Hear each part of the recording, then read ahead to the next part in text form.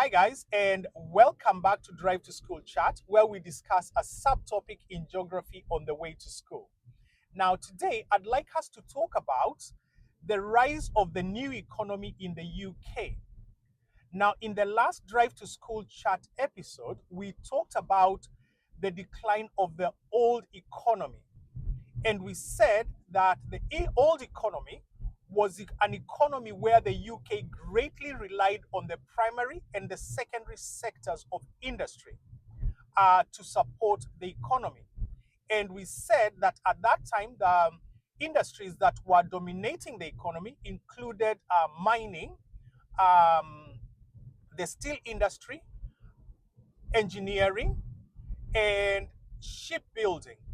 But that obviously declined as a result of globalization, global shift, which then led to deindustrialization and a cycle of decline in those areas where these industries were prevalent or these industries were, were forming part of the economy. Now, when talking about the new economy, we are then talking about how the UK rebuilt or tried to rebuild its economy after the decline of that old economy. So, trying to build a new economy to replace that old economy. And when our specification requires us to know two different things that happened, with this new economy. And the new economy that emerged was largely based on the tertiary and the quaternary sectors of industry. But there were two strands of that. And the first strand that emerged as a result was the high income new economy. And then the second strand was the low income new economy. Now we are going to start off with the low income new economy. And for our example, like we had for the old economy, we are going to be using Dinnington. So the low paid or the low wage new economy involved people who had mostly been employed in the old economy. So if we take Dinnington as an example, we know that Dinnington had a large colliery that eventually closed in 1992. Now, the people that worked in Dinnington and in that colliery were obviously people who had skills that would be used in the coal mines. So they were not necessarily skills that would then be used in the new economy, in the tertiary economy that was emerging. So the people who had worked in the old economy in places such as Dinnington found it difficult to adjust to the new economy. And one of the reasons was that they had only ever worked in mining, for example. So they did not necessarily have the relevant skills or the education that would enable them to work in the new sector of industry. So they ended up getting jobs that were low paid, jobs that in a lot of instances were either unskilled or semi-skilled, and a lot of those jobs were part-time. Now, what kind of jobs are we talking about then?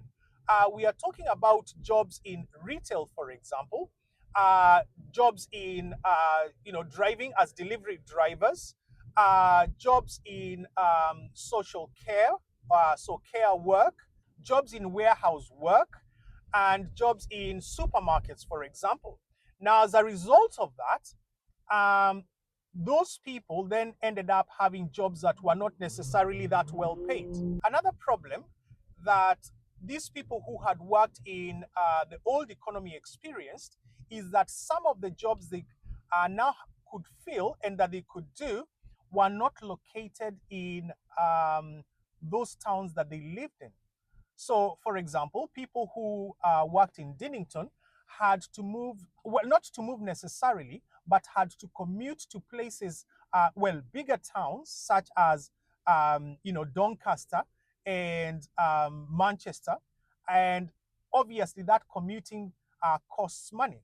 And of course, if they do not, they are not being very well paid, and they have to commute to their place of work, then that meant that um, they had a reduced quality of life as a result.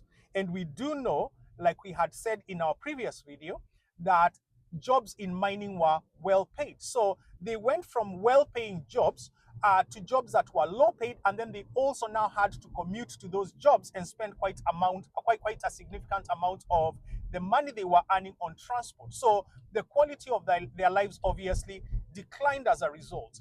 And this led to a cycle of deprivation in these areas where the old economy had been located. Okay, so let's move on to the second strand, or the second type of new economy that emerged, and that is the high paid new economy, or high salary new economy. And as an example, we are going to be looking at Canary Wharf. Now, places, well, the high salary new economy was mostly located in the southeast of the UK, and especially in London. Now, places like Canary Wharf obviously have jobs in the tertiary sector of industry as well as the quaternary sector of industry. And in this part of the new economy, the people that work in it are very well educated. A lot of them are well educated. They are highly skilled, and therefore their income is substantial. So a lot of them will earn over £100,000 a year, which, if compared to places in the north, such as Dinnington, where the salaries are below the UK average, so they are around 30,000 or even lower. So that would then imply that the people in Canary Wharf are on average earning 3 times more what people in the low salary new economy would be earning. So that then creates disparity. But we'll get to that in not too long. For now, I'd like us to discuss Canary Wharf. So what kind of jobs then do people in Canary Wharf do? They work in the financial sector. So they are likely to be working with organizations such as, JP Morgan. They could be working with HSBC. They could be working with Citibank. And these are very well paid jobs. And they are working obviously in a sector of the economy where a degree qualification is required and where specialized skills are required. And that is why they are being paid substantially more, if we may use that phrase, substantially more than people who are working in other sectors of the UK economy or in other places within the UK. Now, what kind of benefits do the people working in places like Canary Wharf have? So they have, first of all, that high pay, and then they have other benefits, so like health benefits. So they are likely to have private healthcare, for example.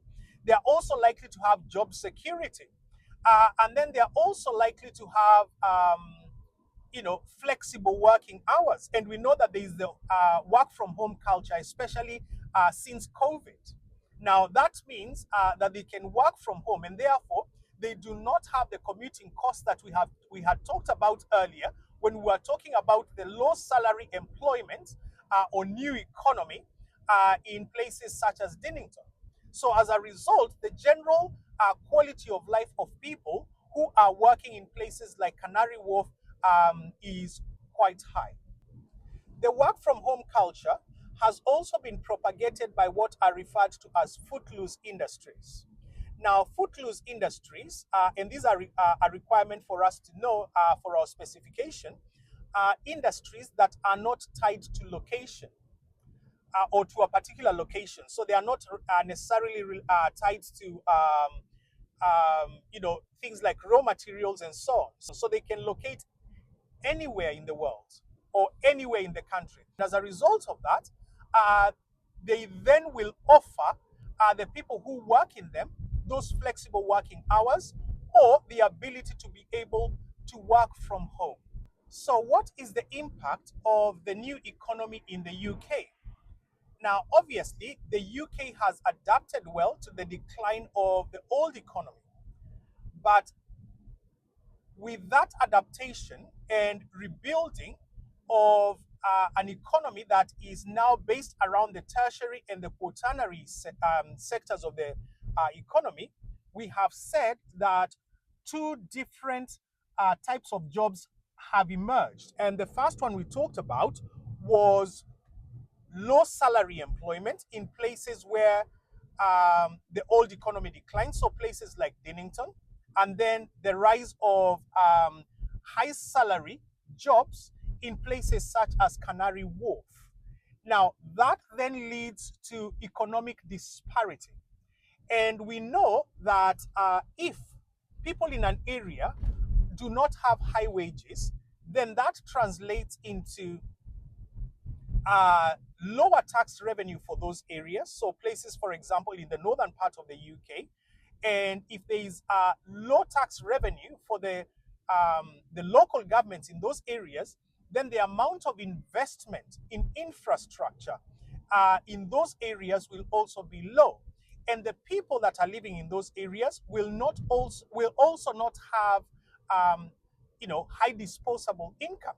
So meaning that their levels of spending are going to be low compared to places such as Canary Wharf, where people have more spending power, so they have more disposable income, and therefore will generate a multiplier effect in places in London, or in areas in London, say near Canary Wharf.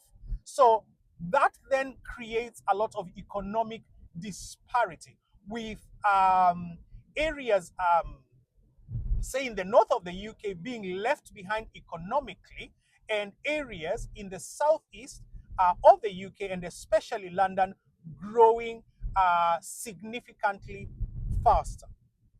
All right. Now let's do a very quick recap. What have we talked about this morning? Now we have talked about the rise of the new economy, and we have said that the rise of the new economy took place to counteract the impact of the decline of the old economy. And the old economy was based on the primary and tertiary sectors of industry, but the new economy that has emerged is based on the tertiary and the quaternary sector of industry. And the new economy that has emerged has given rise to two different types of jobs. And the first type of job is low salary new economy jobs in places where the old economy declined, such as Dinnington. And then there's also the high salary new economy in places in the southeast of the UK, especially London, such as Canary Wharf. And that those two different types of jobs within the new economy have created economic disparity. Thank you very much for joining me on this Drive to School chat and on this journey towards excellent exam results. If there's a topic that you'd like me to cover on the way to school, please do let me know in the comment section below, and we shall be sure to cover it one of these fine mornings on our way to school. All the best, and see you again soon. Bye-bye.